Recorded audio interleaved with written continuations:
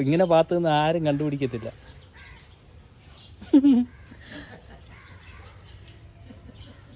Hello, ദേവയാണത്? കണ്ണെന്ന്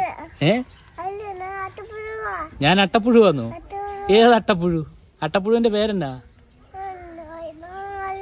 ധ്രുവം എന്നാണോ? അട്ടപ്പുഴു ആണോ? എന്നാ ശരി അട്ടപ്പുഴു. ടാറ്റ ടാറ്റ ടാറ്റ അട്ടപ്പുഴുവേ. ഏത് ഞാനാ? ദേവയാണോ?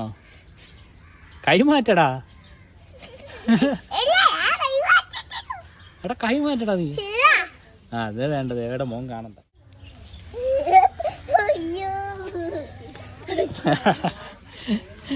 അട്ടപ്പുഴുവേ, നീ മൈൻഡ് ചെയ്യുന്നില്ലല്ലോ.